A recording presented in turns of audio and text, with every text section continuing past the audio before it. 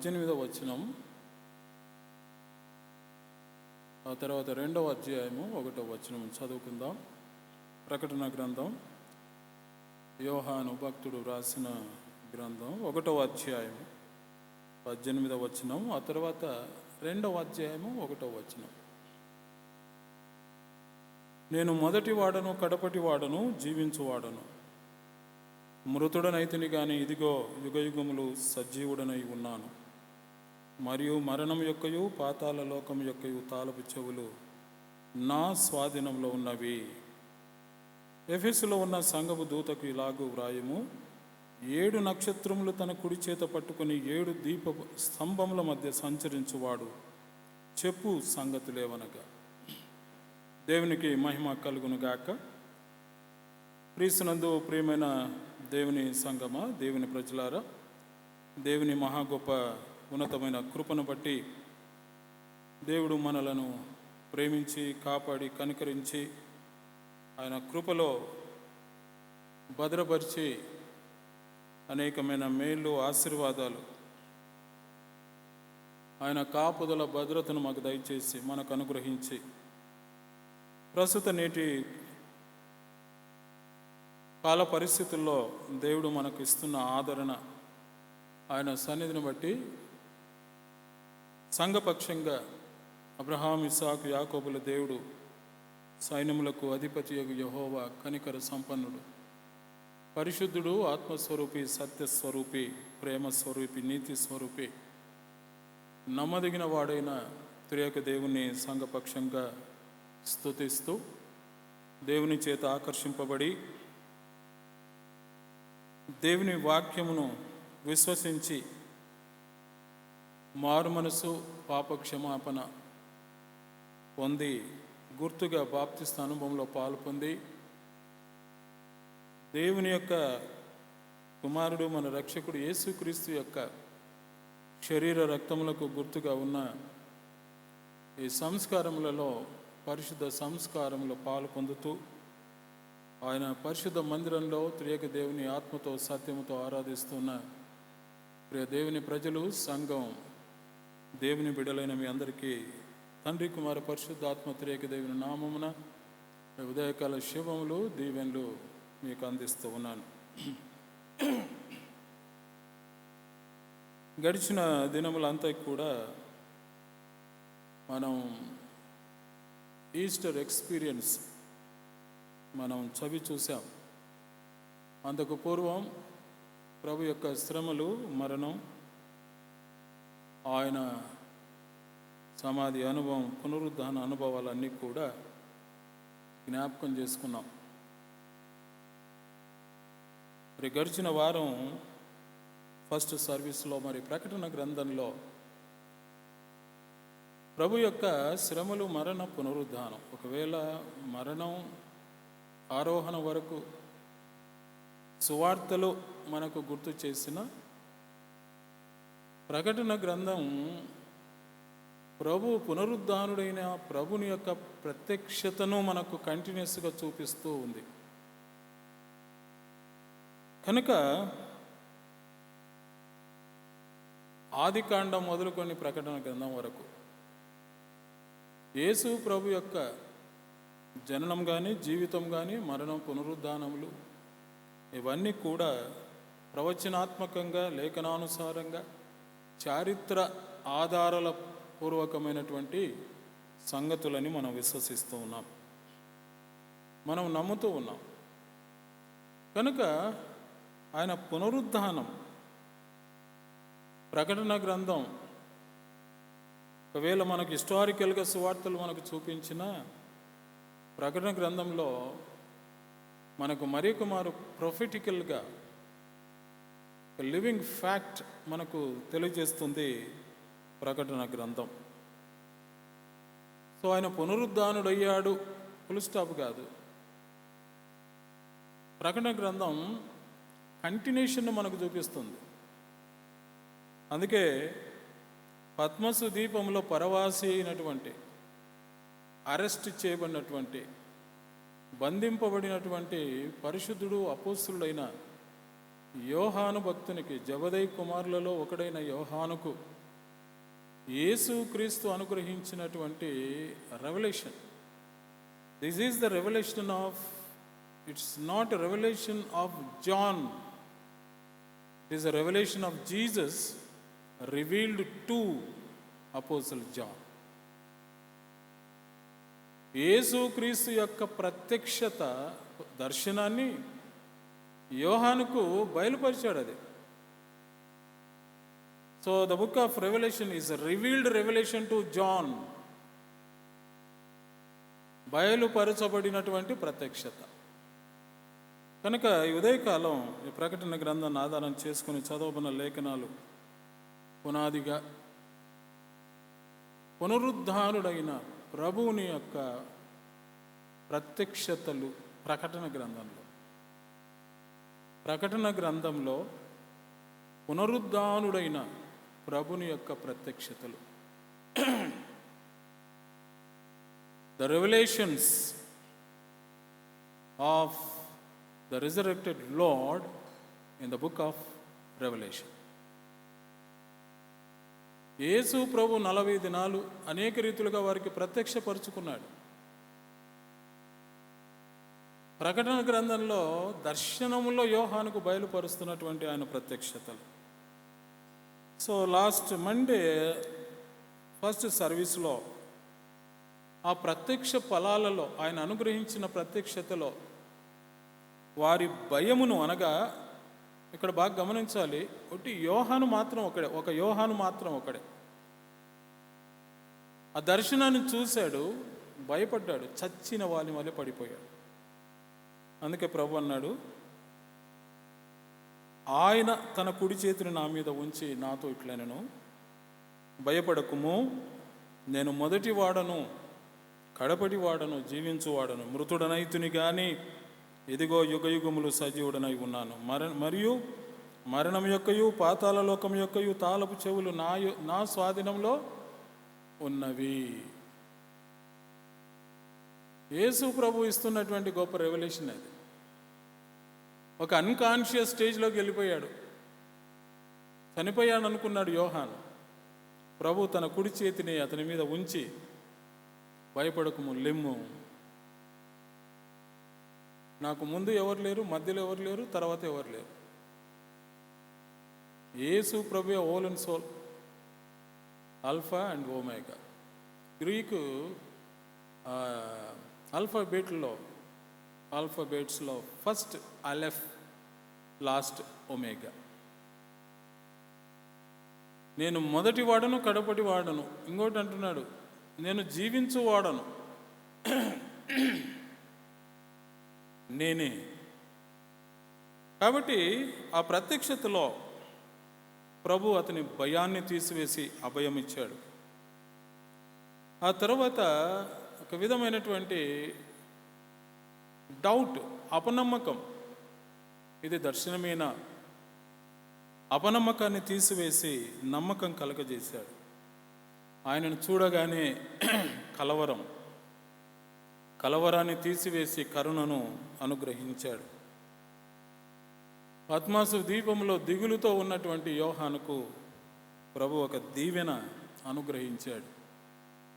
పద్మాసు ద్వీపంలో సందేహముతో ఉన్నటువంటి యోహానుకు గొప్ప సంతోషాన్ని అనుగ్రహించాడు యేసుక్రీస్తు. కనుక ప్రియమైన దేవుని సంగమా, ఈ ప్రకటన గ్రంథం క్రైస్తవ సంఘం శ్రమలలో ఎంటర్ అవుతున్న సమయంలో రాయబడిన గ్రంథం ఇది. Revelation, the book of Revelation was written when Christians were entering a time of persecutions. శ్రమలలో సంఘం ప్రవేశించబోతూ ఉండంగా ఈ ప్రకటన గ్రంథం యోహాను భక్తుడికి దేవుడు తన ప్రత్యక్షతనిచ్చాడు. సంఘం 2 కాలాల్లో, ఫస్ట్ సెంచరీలో ఇద్దరి పరిపాలనలో చాలా శ్రమలు అనుభవించారు. ఒకరు నీరో చక్రవర్తి, anno domino 54-68 after death of Jesus Christ. Nero చక్రవర్తి కాలంలో చాలా శ్రమలు అనుభవించారు విశ్వాసులు, పరిశుద్ధులు. ఆ తర్వాత డొమిషియన్ పరిపాలన కాలం అన్నో డొమినో 8196 ఫస్ట్ సెంచరీలో చాలా భయంకరమైనటువంటి క్రూరమైన హింసలు అనుభవించారు వీరి కాలం. ఈ ప్రకటన గ్రంథాన్ని గురించి రచయితలు ఏమంటారంటే, ఒక 4 గ్రూప్స్ వారు ఉన్నారు. అందులో ఫస్ట్ గ్రూపు ప్రెటరిస్టులు అన్నారు. వీరు ఈ గ్రంథాన్ని గురించి ఏం వ్యాఖ్యానం చేస్తారంటే, ఈ గ్రంథంలో రాయబడిన సంగతులు ఆల్రెడీ జరిగిన సంగతులను యోహాను వ్రాస్తున్నాడు అన్నారు. వీరిని ప్రెటరిస్టులు అన్నారు. తర్వాత మరి ఒక గ్రూప్ వారు ఏమన్నారంటే హిస్టోరిసిస్ట్ అన్నారు వీరిని. నో, ఈ ప్రకటన గ్రంథంలో రాయబడినటువంటి సంగతులు పద్మసు ద్వీపంలో యోహాను బంధించబడిన కాలము నుంచి అతడు చూసిన దర్శన కాలం, చరిత్రలో జరగబోయే చివరి కాలం వరకు సూచింపబడిన విషయాలు రాశాడు అని హిస్టోరిసిస్ట్ అన్నారు. ఆ తర్వాత థర్డ్ గ్రూప్ ఫ్యూచరిస్టులు అన్నారు వీరిని. అది కాదు, ఇది కాదు, ఇది భవిష్యత్తులో జరగబోయే సంఘటనలకు సంబంధించింది. యేసు ప్రభు పునరుద్ధానుడైన యేసు యోహానుకు ప్రత్యక్షపరిచాడన్నారు. అండ్ ఫైనలీ ఐడియలిస్టులు అన్నారు. ఈ ఐడియలిస్టులు నమ్మేది ఏంటంటే సింబాలిజం. వీరేమంటారంటే నో, ఇందులో జరగబోయేటువంటి కార్యాలన్నీ కూడా టైమ్లెస్ ట్రూత్స్ అన్నారు. మనం వాటికి కాలాన్ని ఆపాదించలేము. మంచి చెడు మీద జరిగినటువంటి యుద్ధం, ఆ యుద్ధంలో మంచి గెలిచిన సంఘటన, ఇవన్నీ ఒక పిక్చరైజ్ చేయబడ్డాయి. సింబాలిక్ రిటర్న్ రైటింగ్స్ అన్నారు. సరే, ఈ ప్రెటరిస్టులు కానీ, హిస్టోరిసిస్టులు కానీ, ఫ్యూచరిస్టులు కానీ, ఐడియలిస్టులు కానీ ఎవరేమి చెప్పినా ఇది పునరుద్ధానుడైన యేసుక్రీస్తు యోహాను భక్తునికి అనుగ్రహించినటువంటి పునరుద్ధాన ప్రత్యక్షతలు.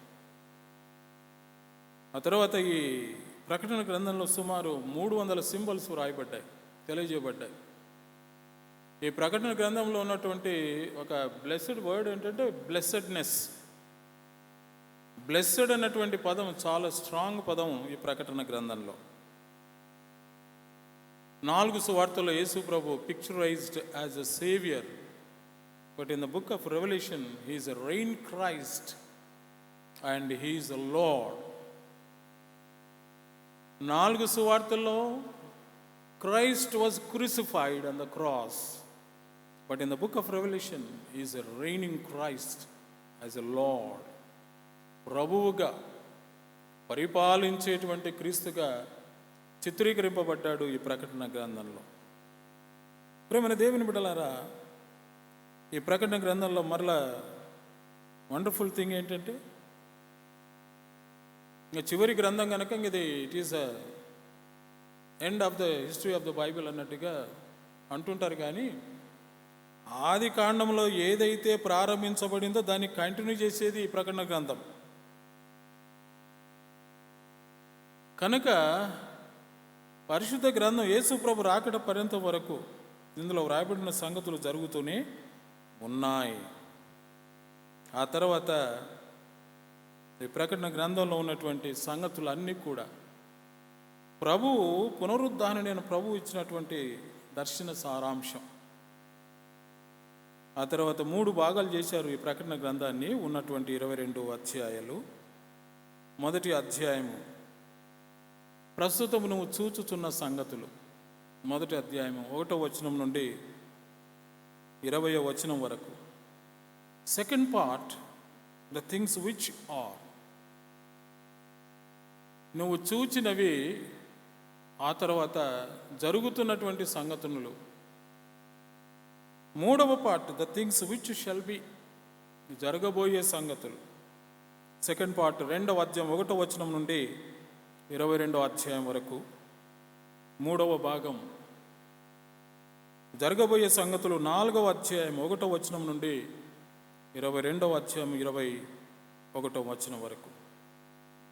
సెకండ్ పార్ట్ 2వ అధ్యాయం 1వ వచనం నుండి 3వ అధ్యాయం 22వ వచనం వరకు. సో నూతన నిబంధనలో ఒక శ్రేష్టమైన గ్రంథం ప్రకటన గ్రంథం. దీన్ని అపోకలిప్టిక్ లిటరేచర్ అన్నారు. ఈ అపోకలిప్టిక్ లిటరేచర్ పాత నిబంధనలు హెస్కేలు గ్రంథం, దానియేలు గ్రంథం, ఆ తర్వాత జోయల్, మరికొన్ని గ్రంథాలు. అంటే ముద్రించబడినటువంటి, తెరవేయబడినటువంటి సంగతులను మనకు తెలియజేసేటువంటి గ్రంథాలు. అపోకలిప్సే అన్నటువంటి గ్రీకు పదానికి and uncovering, unveiling, disclosure, to open, తెరను తీసివేయడం, ముసుగు తీసివేయడం, తర్వాత సమస్తాన్ని కూడా బహిర్గతం చేయడం. అందుకే బైబిల్ ఏది కూడా దాచదు, బైబిల్ ఏది కూడా ఉంచుకోదు. అందుకే మన దేవుడు దేన్ని దాచుకోడు, మన దేవుడు దేన్ని కూడా దోచుకోడు. దోచుకొని దేవుడు మన దేవుడు. అయితే మలాకి గ్రంథంలో మాత్రం ఒక పని చేశారు, ఒక మాట చెప్పాడు ప్రవక్త, ఆ దేవుని దగ్గరనే దోచుకుంటున్నామంట. ఇది చాలా ఆశ్చర్యకరమైన విషయం. మానవుడు దేవుని యొద్ద దొంగిలునా? ఏమండి, దొంగిలుతాడా? బ్యాంకునైనా దొంగతనం చేయొచ్చు, కానీ హిస్టరీలో చాలా దొంగతనాలు ఉన్నాయి, పెద్ద పెద్ద దొంగతనాలు. ఎన్ని లాకర్స్ వేసినా, ఎన్ని సీల్ చేసినా దొంగలు మొత్తం దోచేశారు. కానీ వాళ్ళని దొంగలు అంటారు. కానీ ఇక్కడ స్పెషల్ దొంగలు, ఇక్కడ దేవుణ్ణే దొంగతనం చేసేవారు. మలాకీ గ్రంథం ఇంకా మనకు బాగా తెలుసు. అది మనల్ని దొంగలు అంటున్నా కూడా మనం దొంగ అనుకొని లేనట్టుగా పోతుంటాం. మనం ఇంక ఏమి విననట్టు. మానవుడు దేవుని యొద్ద దొంగిలునా? మన పర్సులు దొంగతనం చేస్తే ఏం చేస్తాం? పరిగెత్తి వాడు దొరికేట చితకొట్టి వాడిని పోలీసులకు అప్పగిస్తాం. మంచిదిలే బాబు, బాగా దొంగతనం చేసినా పట్టు, ఈ డబ్బు తీసుకొని నా పర్సు నాకు ఇచ్చేసే అని అనేవాళ్ళు చాలా తక్కువ. కంప్లైంట్లు చేస్తాం, అది చేస్తాం, ఇది చేస్తాం. ఈయన మరి విచిత్రం మన దేవుడు. ఆయన దగ్గర దొంగతనం చేస్తున్నా కూడా ఆయననే ఇస్తున్నాడు మరలా. ఈయనదొక స్పెషల్ క్యారెక్టరిస్టిక్ కదా. ప్రభువా మమ్మల్ని దీవించు, దీవించు, దీవించు, దీవించు అంటుంటాం. దొంగతనం చేసేది మళ్ళీ దీవించు అనేది చాలా వెరైటీగా ఉంది కదా ఇది సిస్టమ్. దేవునికి ఇవ్వకుండా మనము దాచుకొని దోచుకుంటున్నాం. ఈయన ఇస్తూనే దోచుకొనక మనల్ని దీవిస్తూనే ఉన్నాడు. ఏం దొంగతనం చేశాం సార్ అని మీరు అంటారేమో, మీకు తెలుసు. కానీ మళ్ళీ నేను చెప్తే సజీవన్ సార్ ఇట్లా చెప్పా, క్రిటిసైజ్ చేశాడు, అది చెప్పా, ఇది చెప్పా. ఉన్న మాట చెబితే ఉలిక్కి పడతాం మనం. లేని మాట చెప్పామనుకోండి భలే ఖుషిగా ఫీల్ అవుతాం మనం. దశమభాగములు ఇవ్వద్దండి అని అన్నాను అనుకోండి, చాలా బాగుంది, ఇది మంచి కొత్త బోధ, తీయగుంది, కమ్మగుంది అని అంటాం. దశమభాగాలు ఇవ్వాలి, అర్పణలు ఇవ్వాలి అని అంటే అది పాతకాలం ప్రకటన గ్రంథం, కొత్త నిబంధనలో అది లేదు అని అంటాం. ఎందుకు లేదు? యేసు ప్రభు లేదని చెప్పలేదే, వద్దని చెప్పలేదే. మీరు అన్నిట్లో ఇస్తున్నారు దశమభాగాలు, వాటిని మానక వీటిని కూడా చేయండి అన్నాడు. ఇవ్వండి బాబు, కానీ కనికరము, నీతిని, న్యాయాన్ని కూడా మీరు కనపరచాలా అన్నాడు. ఇంకా కృపాకాలంలోనికి వస్తే దశమభాగంగా దానికి మించి ఇవ్వండి అని మనం అంటాం, ఇవ్వాలంటాం. కృపాకాలం ఇది, దశమభాగమే ఇవ్వము, ఇంకా దానికి మించి ఏమిస్తాం? ఇక తప్పించుకోవడానికి ఇదొక ఇంటర్ప్రిటేషన్. ఎంతమంది ఇస్తున్నాం దశమభాగం చెప్పండి?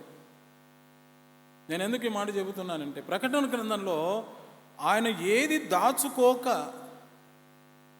Revealed everything to John, యోహానుకు కనపరిచాడు. ప్రభువా నువ్వు అడిగింది మేము ఇచ్చేస్తున్నాం, మమ్మల్ని దీవించు అని మనం చెప్పగలిగితే చాలా సంతోషం. ప్రేమన దేవుని బిడ్డలారా, ఈ సమయంలో ఈ ప్రకటన గ్రంథంలో ఆయనకి ఇచ్చినటువంటి ప్రత్యక్షతలో 7 సంఘాలకు ఆయన ఇచ్చిన 7 ప్రత్యక్షతలను గురించి నేను మీ ముందు ఉంచాలని ఆశిస్తూ ఉన్నాను. అందుకే అపోకలిప్సిస్ అనేటువంటి గ్రీకు పదానికి టు అన్వెయిల్డ్, అన్కవర్, ప్రత్యక్షత లేదా ప్రకటన. So it implies the lifting up of a curtain so all can see like what is covered.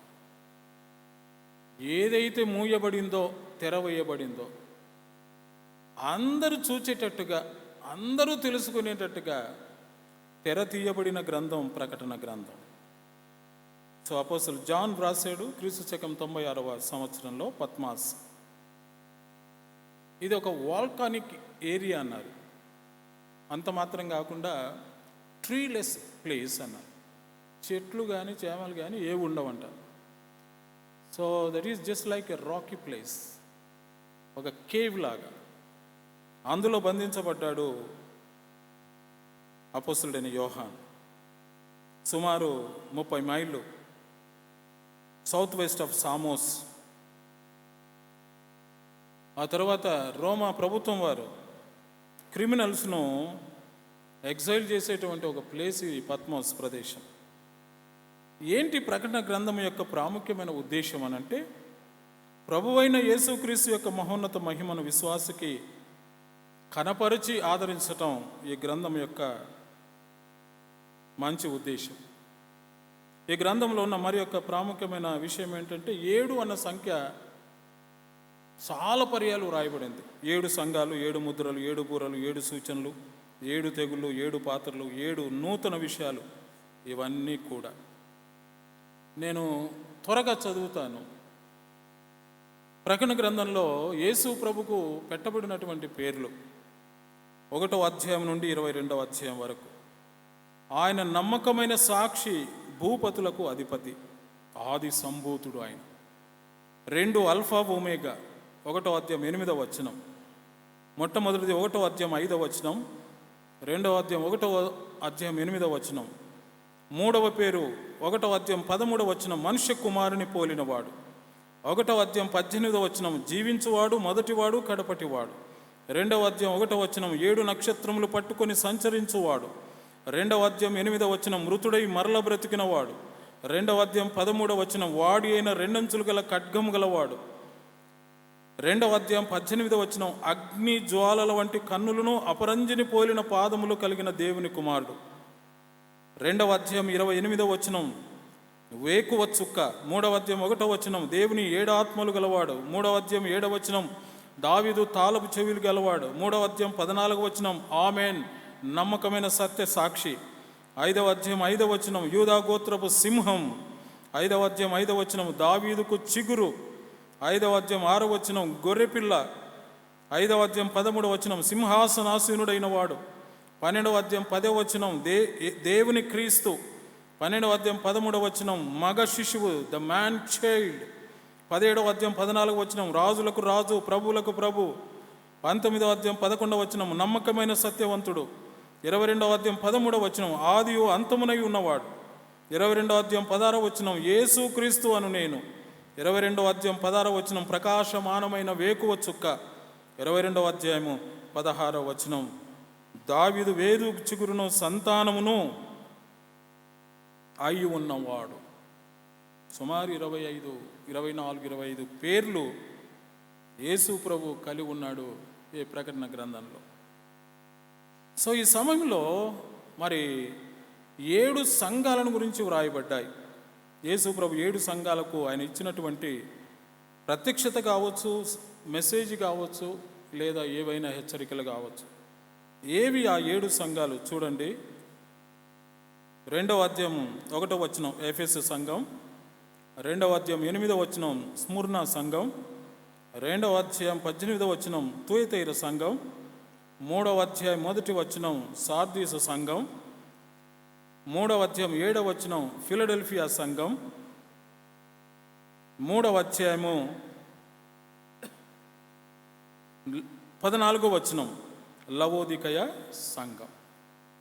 ఈ 7 సంఘాలకు యేసు ప్రభు ఇచ్చినటువంటి కొన్ని ప్రత్యక్షతలు, సమయాన్ని బట్టి కొన్ని, ప్రస్తుతానికి ఈడిట్లో కొన్ని సంఘాలను గురించి మాత్రం నేను మీకు తెలియజేస్తాను.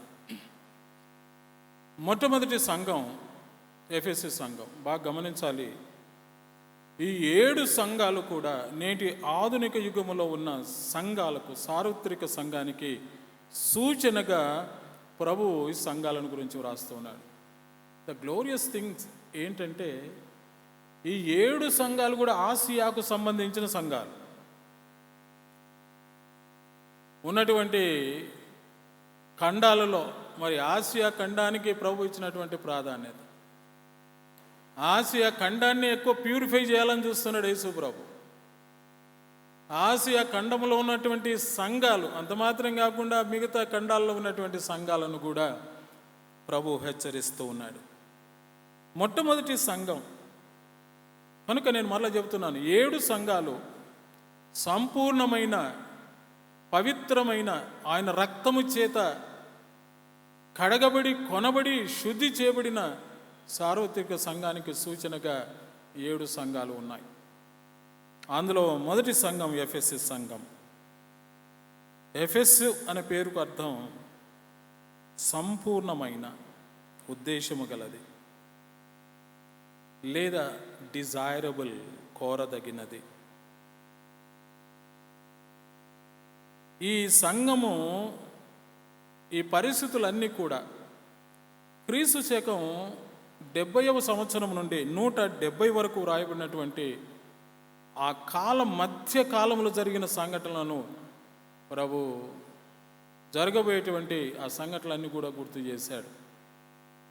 ఎఫెసీ సంఘం, ఈ సంఘంలో ఉన్నటువంటి మెరిట్స్ అండ్ డిమెరిట్స్ ఒకసారి మనం గమనించాలి. ఎఫెసీ సంఘంలో ఉన్న మెరిట్స్ ఏమున్నాయో చూడండి. 2వ అధ్యాయం 1వ వచనం.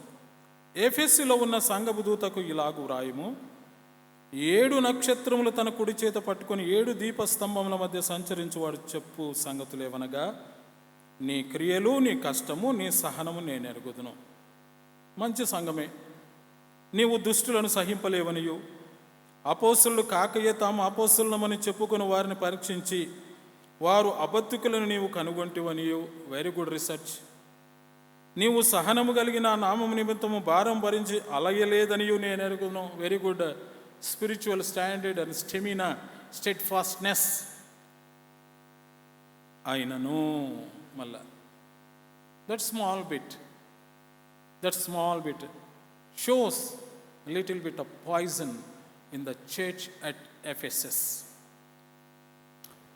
చాలా మంచి క్రియలండి, చాలా కష్టపడింది సంఘం. మంచి సహనం కలిగిన సంఘం, దుష్టులను సహింపని సంఘం,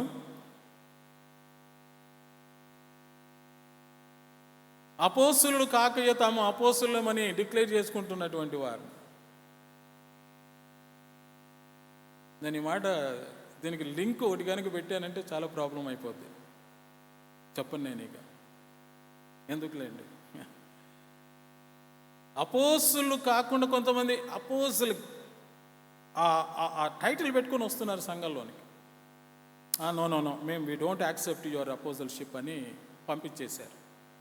అయినను మెచ్చుకుంటూనే ప్రభు ఒక హింట్ ఇచ్చాడు సంఘాన్ని. ఏమని? మొదట నీకుండిన ప్రేమను వదిలితివి. ఏమండి, మారు మనసు పొంది బాప్తిసం తీసుకోగానే ఇంకా ఏదో కొండలు గుట్టలు, కొండరెడ్డి బుర్జును, లేకుంటే ఇంకా ఏది జగన్నాథం గట్టును నేను తుత్త నీళ్ళు చేసేస్తాను, సారవంతం చేస్తాను అన్నట్టుగా డెసిషన్ తీసుకుంటాం. ఇంకా ప్రభువుకు ప్రాణమని ఇవ్వడానికి నేను సిద్ధం. పేతురు అన్నట్టుగా, ప్రభువా అది నీకు దూరం అవును గాక, నీ కొరకు నేను ప్రాణమైన పెడతాను కానీ నేను నిన్ను ఎరగనని చెప్పడం. శిష్యులందరూ కూడా అదే మాట చెప్పడం.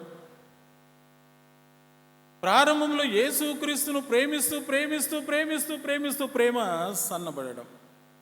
ఏమన్నాడు చూడండి, మొదటి నీకుండిన ప్రేమను వదిలితివని నేను నీ మీద తప్పు ఒకటి మోపవలసి ఉన్నది. నీవు ఏ స్థితిలో నుండి పడితివో అది జ్ఞాపకం చేసుకుని మారు మనసు పొంది ఆ మొదటి క్రియలను చేయము.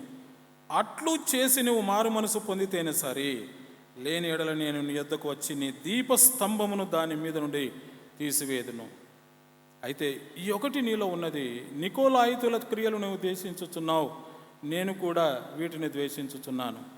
చెవి గలవాడు ఆత్మ సంగములతో చెప్పుచున్న మాట వినుగాక. జయించువానికి దేవుని పరదైసులో ఉన్న జీవవృక్ష ఫలములు భుజింప నెత్తును. పరదైసు, నేడు నీవు నాతో కూడా పరదైసు. సో పరదైసు అనేదానికి దీనికి అనేకమైనటువంటి కామెంటరీస్, అనేకమైన ఇంటర్ప్రిటేషన్, అనేకమైన ఎక్స్ప్లెనేషన్స్ ఇస్తున్నాం. అదేదో మధ్యాకాశం అని, లేదు ఆత్మలుండే స్థానం అని. కానీ ప్రకటన గ్రంథం 2వ అధ్యాయంలో డైరెక్ట్గా చెప్పేస్తున్నాడు. ఏమని? దేవుని పరదైసులో ఉన్న జీవవృక్ష ఫలములను నేను భుజింపనిస్తాను. అంటే ఇక్కడ ఏంటి పరదైసు అంటే? ఇక్కడ డైరెక్ట్ ఏమంటే పరలోకం. ఆత్మలు ఉండే ప్రదేశంలో జీవవృక్ష ఫలములు ఉండకపోతే నేను అనుకుంటూ ఉన్నాను. ఆత్మలు జీవవృక్ష చెట్టు ఉన్నటువంటి ఆ ప్రదేశం ఒకవేళ ఏదైనా తోటలో దేవుడు పెట్టాడేమో. కానీ దేవుని పరదేశు అన్నాడు. మంచి లింక్ ఒకటి పెట్టాడు. దేవుడు ఉండే ఆ పరలోకంలో ఆ జీవవృక్ష ఫలములను నేను నీకు భుజింపనిస్తా. ఇదెందుకండి? మరలా అక్కడ ఆకలి ఉండదు, దప్పిక ఉండదు, ఏ వడగాలి ఉండదు, ఏముండదు, మరలా భుజింపనిస్తున్నాను అన్నాడు.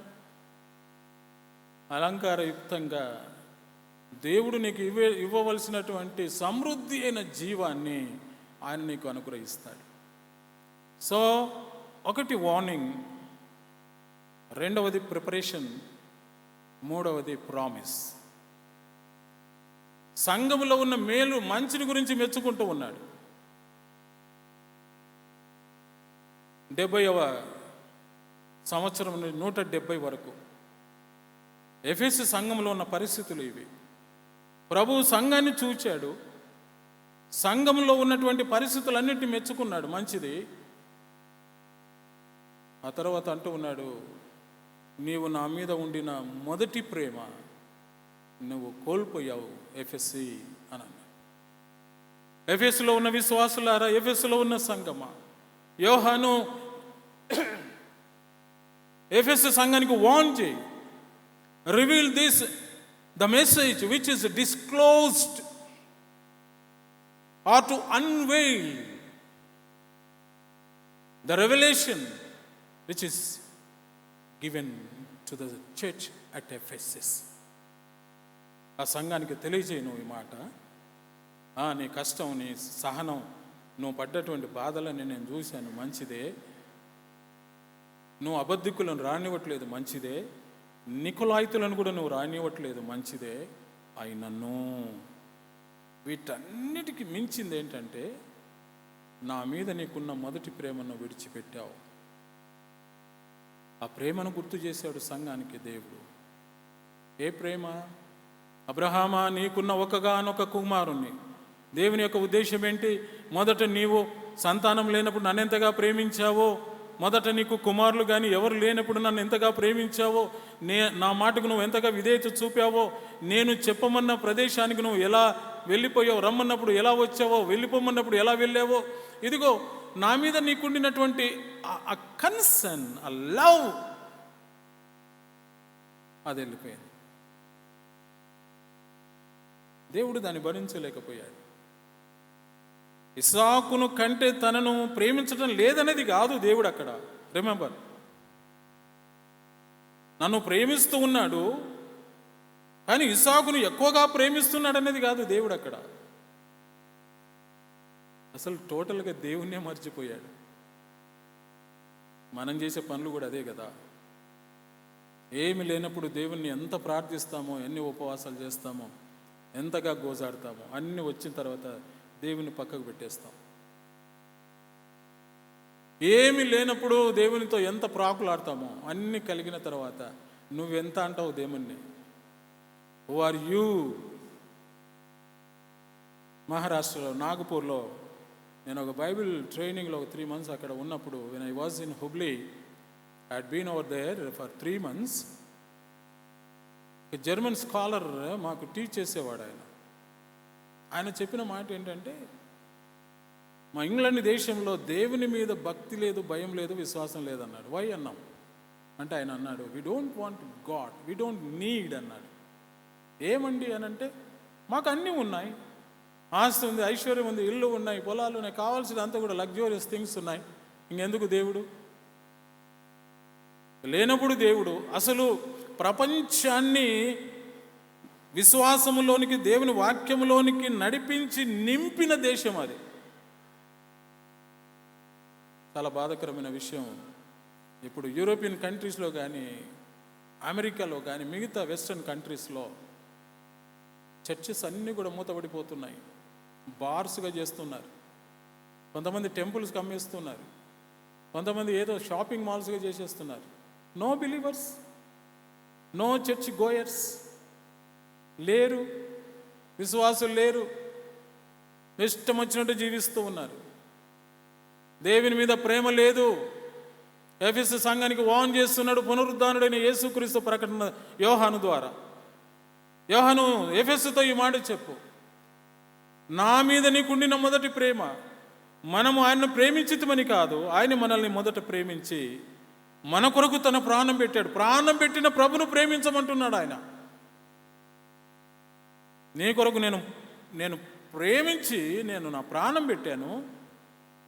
నిన్ను ప్రేమించిన నన్ను ప్రేమించడానికి నీకేంటి? ఈ తప్పు నేను నీ మీద మోపుతూ ఉన్నాను అని చెబుతూ ఒక హెచ్చరిక చేశాడు, వార్న్ చేశాడు, ఒక విషయాన్ని గుర్తు చేస్తున్నాడు. సొల్యూషన్ మరేం చేయాలంటే మారు మనసు పొందన్నాడు. ఏం మారు మనసు పొందాలి? మరలా నన్ను ప్రేమించడానికి నువ్వు సిద్ధపడాలి. ఆ మొదటి ప్రేమను మరలా నువ్వు రివైవ్ చేయాలి. ఆ మొదటి ప్రేమను రిఫార్మ్ చేయాలి. ఆ మొదటి ప్రేమను మరలా రీఎస్టాబ్లిష్ చేయాలి. పునరుద్ధరించుకోవాలి. దాన్ని మళ్ళీ పునరుజ్జీవింప చేయాలి ఆ ప్రేమను. ఈనాడు ఎఫెసు సంఘాన్ని వార్న్ చేసినట్టుగా, ఆనాడు పేతురు యేసు ప్రభు క్వశ్చన్ చేసి అడిగినట్లుగా, యోహాను కుమారుడైన మన సీమోను, నన్ను ప్రేమిస్తూ ఉన్నావా? నన్ను ప్రేమిస్తున్నావా? నన్ను ప్రేమిస్తున్నావా? ముమ్మారు. దేవుని బిడ్డలారా, అన్నీ చేస్తున్నా మంచిదే, ఆయనను ప్రేమించకపోతే అన్ని వ్యర్థమే. అయితే ఈ సమయంలో విశ్వాసులకు, సంఘానికి ప్రభు హెచ్చరిక చేస్తున్నాడు. ప్రకటన గ్రంథంలో యోహాను ద్వారా,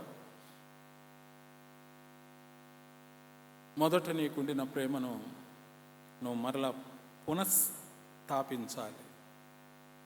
రీఎస్టాబ్లిష్డ్ అండ్ రీస్టార్ట్. మరలా ప్రేమించాలి. వివాహం చేసుకున్న రోజు, మొట్టమొదటిగా ప్రేమించే రోజు, గులాబీ పువ్వు ఇస్తూ, లేకపోతే ఏదో చిన్న రోల్డ్ గోల్డ్ ఏదో ఒక రింగ్ ఇస్తూ, నీ కొరకు నా ప్రాణమైన పెడతానంటారు. ఆ అమ్మాయి ఓకేన్న తర్వాత, ఈ అబ్బాయి ఓకేన్న తర్వాత వివాహం అయిపోద్ది. వివాహం రోజు భయంకరమైన ప్రమాణాలు చేస్తాం. ఆ ప్రమాణాలన్నీ కూడా చిన్న భిన్నం అయిపోతాయి. ప్రేమ బద్దలైపోద్ది. ప్రేమ కుప్పలైపోయి, తుప్పు పట్టిపోయి, చివరికి ఏమైపోద్ది అంటే ప్రేమ ప్లేస్లో పగ స్టార్ట్ అయిపోద్ది. ఈనాడు అదే జరుగుతూ ఉంది. ప్రభును పగబట్టామేమో మనం ఏమైనా, మరలా ప్రేమిస్తాం, మారు మనసు పొందుదాం. మరలా ఆయన ప్రేమించడం స్టార్ట్ చేస్తే ప్రభు ఒక కృప చూపాడు. ఇదిగో, జయించు వానికి పరదేశంలో ఉన్న జీవవృక్ష ఫలములను నేను భుజింపనిస్తాను. ఇది ఒకవేళ అలంకారప్రాయంగా మనం ఏమనుకున్నా, ఇదిగో నేను తలుపునొద్ద నిలుచుండి తట్టుచున్నాను. ఎవడైనా నా స్వరం విని తలుపు తీసి నేను అతని యొద్దకు వచ్చి అతనితో నేనును నాతో కూడా అతడును కలిసి భోజనం, సహవాసం. దేవుని యొక్క దివ్యమైన ఆశీర్వాదాన్ని మనకు అనుగ్రహిస్తాడు. రెండవ సంఘము ఆయన ఇస్తున్నటువంటి ప్రత్యక్షత, స్ముర్ణలో ఉన్నటువంటి సంఘం. స్ముర్ణ అనే పేరుకు అర్థం చేదు, బోలము అని. ఇది 170 నుండి 312 సంవత్సరముల మధ్య కాలంలో జరిగిన కాల పరిస్థితులను తెలియజేస్తూ ప్రకటన గ్రంథం సూచనలు ఉన్నాయి. చూడండి, స్ముర్ణలో ఉన్న సంఘపు దూతకి ఇలాగు వ్రాయము. మరలా యేసుప్రభు అంటున్నాడు, మొదటి వాడును కడపటి వాడునై ఉండి మృతుడై మరలా బ్రతికిన వాడు చెప్పు సంగతులు ఏమనగా. సంఘం కూడా బాగుంది. ఎలా ఉంది? నీ శ్రమను, దరిద్రతను నేను ఎరుగుదును. నీవు ధనవంతుడవే, తాము యూదులమని చెప్పుకొనుచు యూదులు కాక సాతాను సమాజం వారి వలన నీకు కలుగు దూషణ నేనెరుగుదును. నువ్వు పొందబో శ్రమలకు భయపడకుము. ఇదిగో మీరు శోధింపబడినట్లు అపవాది మీలో కొందరిని చెరలో వేయింపబోచున్నాడు. 10 దినములు శ్రమ కలుగును, మరణం వరకు నమ్మకంగా ఉండము, నేను నీకు జీవ కిరీటం ఇచ్చేదను. మరలా సంగములతో ఆత్మ చెప్పుచున్న మాట చెవిగలవాడు వినుడుగాక. జయించువాడు రెండవ మరణము వలన ఏ హానియో చెందడు. విశ్వాసికి భూమి మీదనే 2 మరణాలు. విశ్వాసికి భూమి మీద మన్నించండి 2 జననాలు, 1 మరణం. అవిశ్వాసికి భూమి మీద 1 జననం, 2 మరణాలు. 1 బర్త్, 2 బర్త్స్ విశ్వాసం ఏవంటే తల్లి గర్భంలో నుంచి భౌతికంగా జన్మించటం, బాప్తిస్మం ద్వారా నూతన జన్మను పొందటం. 2 బర్త్స్ ఫర్ ద సెయింట్. 1 మరణం, ఈ శరీరం మన్నైనది వెనుకల వల్లే మన్నైపోవును, ఆత్మ దాన్ని దయచేసిన దేవుని వద్దకు. ఆ తర్వాత తీర్పు పాతాళములో, దాన్ని 2వ మరణం అన్నాడు. ఆ 2వ మరణం లేకుండా స్మరణ సంఘం సిద్ధపడుతూ ఉంది. స్మరణలో ఉన్నటువంటి చాలా గ్రేట్ థింగ్స్ ఏంటంటే డీమెరిట్స్ అంతగా కనపడవు. సంఘంలో లోపాలు. సంఘం స్పిరిచువల్గా చాలా వెల్త్ అండి, చాలా ఐశ్వర్యం కలిగినటువంటి సంఘం ఇది. నాట్ ఫిజికల్ థింగ్స్, ఏదో పెద్ద క్యాథలిక్ లాగా కెథడ్రల్ ఆర్కిటెక్చర్ కలిగి విశ్వాసులంతగా రిచ్ పీపుల్ అయి ఉండడం కాదు. అది కాదు ధనం అంటే, అది కాదు రిచ్నెస్ అంటే. సాటనిక్ చర్చెస్ ఉన్నాయి, సాటనిక్ బైబిల్ ఉంది. సాటనిక్ చర్చెస్లో మనకంటే ధనవంతులు ఉన్నారు మెంబర్స్. ఆ మెంబర్స్ మామూలు, అసలు పేదవాన్ని లోపలికి రానివ్వరు అక్కడ. తెలుసుకోండి సాటనిక్ చర్చెస్ని గురించి. ప్రపంచంలో విస్తరించిపోతున్నాయి సాతాను సంఘాలు. సాతాను బైబిల్ ఉంది, సాటనిక్ బైబిల్ అంత వ్యతిరేకమే. అది కాదు ధనం అంటే. హృదయ పరివర్తన, మనసులో గొప్పతనం, అది రిచ్నెస్ అంటే. డబ్బులుండి అన్నీ లేనిపోని పనికిమాలిన పనులు చేసేవాడు ధనవంతుడు కాదు. ఉన్నా లేకపోయినా మంచి మనసును చూపేవాడు ధనవంతుడు. అది ప్రభు దృష్టిలో. ఆత్మీయంగా చాలా బలము కలిగినటువంటి, ధనము కలిగినటువంటి సంఘం స్మరణ. ఈ సంఘాన్ని గురించి ప్రభు చెబుతూ ఉన్నాడు, శ్రమలు వస్తాయి, భయపడొద్దు, నమ్మకంగా ఉండు. నువ్వు నమ్మకంగా ఉంటే నేను నీకు జీవ కిరీటం. ఎఫెసు సంఘానికి అన్నాడు, పరదేశంలో ఉన్న జీవవృక్ష ఫలములు నేను నీకు భుజంపనిస్తాను. స్మరణ సంఘాన్ని గురించి అంటూ ఉన్నాడు, నమ్మకంగా ఉండు. ఒకటి, ఆ ప్రేమను రీఎస్టాబ్లిష్ చేయి. నేను నీకు పరదేశంలోనికి ఎంటర్ చేస్తాను, మనిద్దరం కలిసి మరలా హ్యావ్ ఫెలోషిప్ అన్నాడు. మారు మనసు పొందాలి. మధ్యలో స్మరణ సంఘంతో అంటాడు, శ్రమలు వస్తాయి, సాతానుడు వస్తాడు. 10 దినాలు ఒక సంఖ్యను చెప్పాడు పర్ఫెక్షన్, ప్యూరిఫికేషన్కు. నువ్వు నమ్మకంగా ఉండు, నేను నీకు జీవ కిరీటం ఇస్తాను. అయితే నేను వచ్చేంత వరకు నీ శ్రమలు, నీ పరిస్థితులన్నిటినీ కూడా నాకు యోగ్యకరంగా నువ్వు ఉంచుకోవాలి. స్మరణ సంగమా, కడపటివాడు మొదటివాడు, మృతుడై సజీవుడైన వాడు స్మరణ సంఘానికి ఇచ్చిన గొప్ప ప్రత్యక్షత. దేవుని బిడలారా, దేవుని ప్రేమిస్తాం, ఆయన కొరకు మన క్రియలు చేస్తాం, ఆయనకు ఏమైనా ఇవ్వడానికి సిద్ధపడదాం. అన్నిటికీ మించి మన జీవితాన్ని ప్రభుకి ఇవ్వడానికి సిద్ధపడదాం. ನನ್ನ ಸಾತ್ವಿಕ ಜೀವನ ನಿನಗೆ ಕೊಡುಗೆ ದೇವ ಕೊಡುವೆ.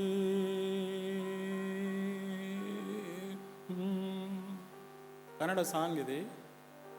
నా సాత్వికమైన జీవితం, నా జీవితాన్ని ప్రభా నేను నీకు విరాళంగా ఇస్తూ ఉన్నాను, స్వీకరించు.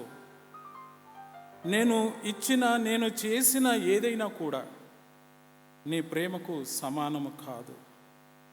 కనుక నేను ఏమైతే ఇస్తానో, నేను ఏమైతే చేస్తానో దాన్ని స్వీకరించు. దేవా, నేను చేసిన సేవ నీ ತ್ಯಾಗಾనికి ಸಮము ಕಾದು. ನಾನು ಮಾಡುವ ಯಾವ ಸೇವೆ ನಿನ್ನೆ ತ್ಯಾಗಕ್ಕೆ ಸಮವೆಲ್ಲ. ప్రభువే స్వీకరిస్తూ, నేను చేసింది, నేను ఇచ్చింది నీ ప్రేమకు నీ త్యాగానికి సమముగా, అన్నిటికి మించి నా జీవితాన్ని నేను నీకు ఇస్తూ ఉన్నాను. ನಾನು ಮಾಡುವ ಯಾವ ಕೊಡುಗೆ ನಿನ್ನ ಪ್ರೀತಿಗೆ ಸಮವಲ್ಲ. ನಾನು ಮಾಡುವ ಯಾವ ಕೊಡುಗೆ ನಿನ್ನ ಪ್ರೀತಿಗೆ ಸಮವಲ್ಲ. ಪ್ರಭುವೇ ಸ್ವೀಕರಿಸು ನನ್ನ ಪ್ರತಿಭೆ, ಮೌನ ಚಿಲುವೆ ನನ್ನ ಸಾತ್ವಿಕ ಜೀವನ ನಿನಗೆ ಕೊಡುಗೆ ದೇವಾ, ಕೊಡುಗೆ. ನಾನು ಮಾಡುವ ಯಾವ ಸೇವೆ ನಿನ್ನ ತ್ಯಾಗಕ್ಕೆ ಸಮವಲ್ಲ. ನಾನು ಮಾಡುವ ಯಾವ ಸೇವೆ ನಿನ್ನ ತ್ಯಾಗಕ್ಕೆ ಸಮವಲ್ಲ. ಗುರುವೇ ಸ್ವೀಕರಿಸು ನನ್ನ ನಿಲುವು, ದೇನ ಗೆಲುವು. ನನ್ನ ಸಾತ್ವಿಕ ಜೀವನ ನಿನಗೆ ಕೊಡುವೆ ದೇವಾ, ಕೊಡುವೆ.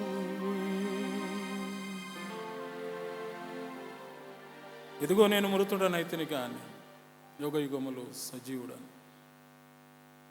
మృతుడనైతిని గాని ఆయన మరణం, దేవుని బిడ్డలారా, మన కొరకు మరణించాడు. ఏమిచ్చాం, ఏం చేశాం? ప్రేమను మర్చిపోతున్నామా? ప్రేమను విడిచిపెడుతున్నామా? ఒకవేళ చేస్తున్నామేమో, మనం ఎంత చేసినా ఏమిచ్చినా ఆయన త్యాగానికి, ఆయన రక్తపు బిందువుకు సమానం కాదు. అయితే మనం ఏమి చేసినా ఏమి ఇచ్చినా ప్రభు మహిమ కొరకు, ప్రభు యొక్క ప్రేమ కొరకు కృతజ్ఞతగా మనం చేస్తాం. కమ్యూనిటీ హాల్ కన్స్ట్రక్షన్ జరుగుతూ ఉంది. సంఘం కొరకు, ప్రజల కొరకు, విశ్వాసుల కొరకు, దేవుని నామం. ప్రభు ఉండడు అక్కడ, ప్రభు మనకిస్తున్నాడు. ఎంత ఇచ్చినా తక్కువే. ఉంది కదండి అనే దానికంటే ఉన్నాము కదండి అంటే బాగుంటుంది. ఏమంటాం మనం? ఉంది కదండి అని అంటాం. ఏముంది? మీరు అందరూ కూడా ఎలైట్ పీపుల్ కాబట్టి నేను ప్రతిదీ క్లియర్గా చెప్పలేను. ఉంది కదండి అనే దానికంటే ఉన్నాము కదండి అని అంటే చాలా బాగుంటుంది. No stop, let us give for the glory of God continuously. ప్రభుకి ఇస్తే ప్రభు మనకిస్తాడు. అందుకే నేను అంటాను కదా, మనం ఎంత ఇచ్చినా ఎంత చేసినా ఆయన ప్రేమకు ఆయన త్యాగానికి సమం కాదు. కనుక దేవుని మందిరం కానీ దేవుని కార్యాల కొరకు కానీ హృదయంతో సంతోషంగా ధారాళంగా ప్రభు కొరకు ఇద్దాం. అందుకే మనం కట్టుటకు పూనుకొనుచున్నాం. ఎవరో కాదు కట్టేది, దట్ బిలాంగ్స్ టు అస్. కట్టుటకు పూనుకొందము, వారు కట్టుటకు పూనుకొనిరి. ఎజ్రా నెహెమ్యాలు కాదు, జెరుబ్బాబెలు కాదు. వాళ్ళు ఓన్లీ లీడర్గా ఉన్నారు, నడిపించారు. రాత్రింబవళ్ళు ఇశ్రాయేలులందరూ కూడా కష్టపడ్డారు. ఆ టైంలో ఒక ప్రార్థన చేశారు ఎజ్రా నెహెమ్యా, దేవా మా చేతులను బలపరచు. Lord strengthen our hands. కట్టడానికి, ఇవ్వడానికి, ప్రోత్సహించడానికి మమ్ములను బలపరచు. దేవుని బిడలారా, హృదయంలో నిశ్చయించుకున్న దాన్ని బట్టి మనం ఇస్తే హృదయ సింహాసనాసురుడైన ప్రభు హృదయపూర్వకంగా ఆకాశపు వాకిన్లను విప్పి పట్టజాలనంత విస్తారమైన దీవెనలు ఇస్తారు. హుబ్లీ సంఘాన్ని గురించి ఉదాహరణ నేను చెప్పక తప్పదు. నేను అక్కడ పనిచేసినప్పుడు చాలా less treasury, very less giving. కానీ గొప్ప మందిరాన్ని కట్టారు, 1 crore ప్లస్, దగ్గర ఒక 2 కోట్లు అనుకుందాం. నేను ఉన్నప్పుడు చాలా తక్కువ వచ్చేది ఆఫరింగ్స్. వారిని ఎంకరేజ్ చేశాను, దశమ భాగాలు ఇవ్వడం. నేను ఇక్కడికి వచ్చిన తర్వాత స్టార్ట్ చేశారు. దేవునికి వారు ఇచ్చే కొద్దీ దేవుడు వారికి ఇస్తూనే ఉన్నాడు. చాలా చిన్న సంఘం అండి, ఇస్తూ ఉన్నారు. దేవుడు వారిని ఆశీర్వదిస్తూ ఉన్నాడు. ప్రతి కుటుంబంలో అందరూ దశమ భాగాలు ఇవ్వడం ప్రారంభించారు. వారానికి కొన్ని లక్షలు. నేనేమంటానంటే, దేవునికిచ్చి నష్టపోయిన మానవుడు ఎవడు లేడు. దేవునికి ఇవ్వకుండా లాభపడ్డ మానవుడు మరెవడు లేడు. దేవునికి ఇచ్చి నష్టపోయిన వాడు లేడు, దేవునికి ఇవ్వకుండా లాభపడ్డవాడు ఎవడు కూడా లేడు. ప్రభుకి ఇస్తాం, ప్రభుకు చేస్తాం, ప్రభువును గైపరుస్తాం. ఎఫెసులో ఉన్న సంఘానికి గుర్తు చేయి, ప్రేమ. స్మరణలో ఉన్న సంఘానికి గుర్తు చేస్తూ ఉన్నాడు, నమ్మకం. మొదటి వాడను, కడపటి వాడను, జీవించువాడను, మృతుడనైతిని కానీ ఇదిగో యుగ యుగములు సజీవుడనై ఉన్నాను. ప్రార్థన చేసుకుందాం. కృప కలిగిన తండ్రి, మీకు స్తోత్రములు. పునరుద్ధానుడైన ప్రభువు ప్రకటన గ్రంథంలో యోహాను భక్తునికి ఇచ్చిన ప్రత్యక్షతను మేము ధ్యానిస్తూ ఉండగా మీ ఆత్మ నడిపింపునిస్తున్నారు. సంఘాన్ని దీవించండి నాయన. ప్రేమను కలిగి ఉండడానికి, నమ్మకత్వాన్ని కలిగి ఉండడానికి సహాయం చేయమని క్రీస్తు నామమున ప్రార్థిస్తున్నాం తండ్రి. ఆమేన్.